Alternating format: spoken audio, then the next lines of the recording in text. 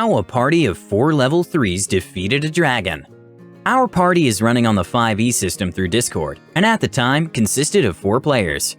A half-giant barbarian named Maximus, a goblin warlock named Fig, a human warlock named Mida, and a half-elf nature cleric named Falcon.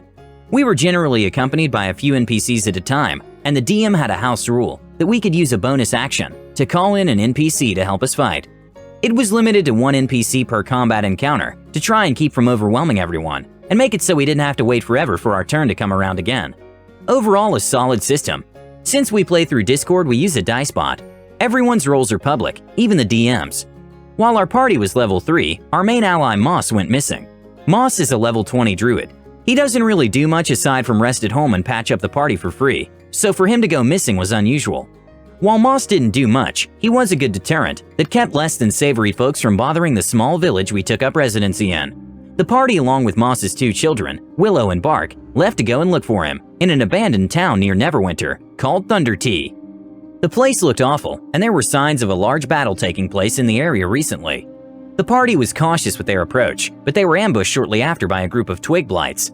We'd gotten about halfway through turning them into kindling before the DM pointed out that they were making strange chittering noises and that the party cleric, Falcon, was able to understand them since he spoke Sylvian. The twig blights were accusing the party of serving the great swamp that was poisoning them. Upon hearing this, Falcon called to the others to stop, and thanks to a high persuasion roll, the twig blights stopped as well.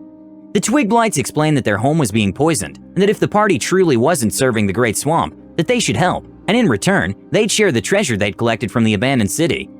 Falcon relayed the message to the others, and with that the party eventually agreed, more so because they felt that they could get more information from the blights if they helped. That and one of the twig blights we named Root had taken a liking to Max the Barbarian, to the point that it started budding flowers. It was so cute we just wanted to make sure the little guy would be okay after we left. Spoiler alert, we took him with us anyway. With 3 NPCs in tow, we made our way to the building. We had to clear out some venomous spiders along the way, but eventually made it through town, to a large hill, where we found a house with a strange tower-like spire attached to the side. The DM explained that the building looked pretty bad, and that most of the spire's roof was gone. Root confirmed this was the home that the Great Swamp was hiding in, and the party all shrugged and walked inside. The main room of the house was pretty barren. There was a door that led to the spire, and we were told that we felt a strange breeze from behind the door. "Nope," Falcon said.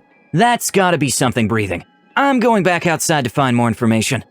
The DM agreed this was allowed, and added that there was a second door to access the spire from outside, with a similar but weaker breeze leaking through it. At this point, the party was pretty well terrified, and everyone was silent. We had no idea what was in there, and whatever it was huge, if Falcon was correct, that the breeze was from the creature's breathing. "Can I use Channel Divinity? I have the Charm Animals and Plants option. I'd like to try and grow a thick vine that I can climb to the roof," Falcon asked.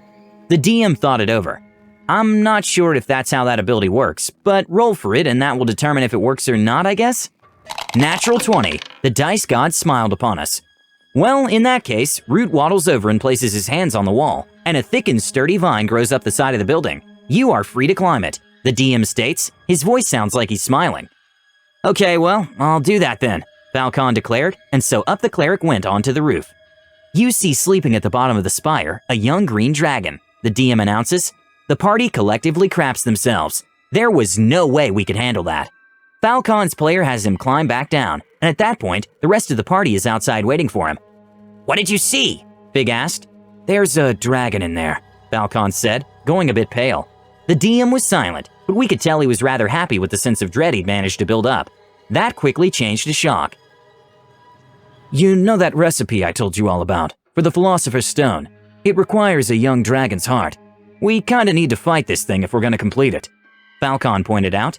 "The scales could be useful for armor as well," Fig said thoughtfully. "I want one of its teeth," Maximus chimed in.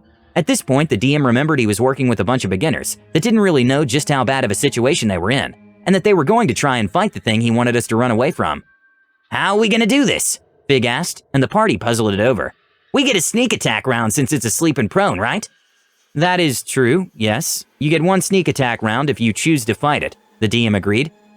"Okay, so 1 person at each door and 2 people on the roof. We can attack all at once," Falcon suggested.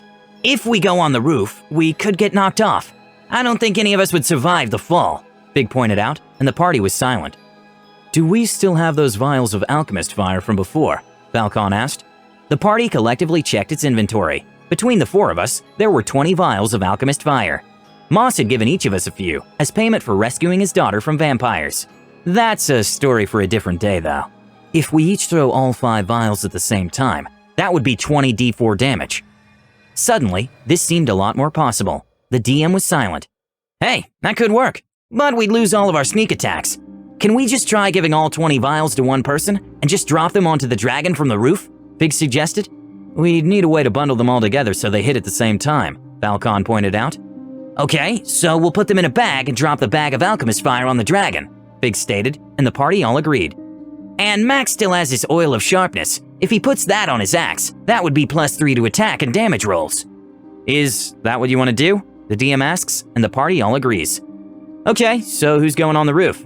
The party was silent. We all pretty much agreed going up there was a death sentence. In the end, Fig and Falcon volunteered to go up. Max went to the front door, and Mida went to the back door.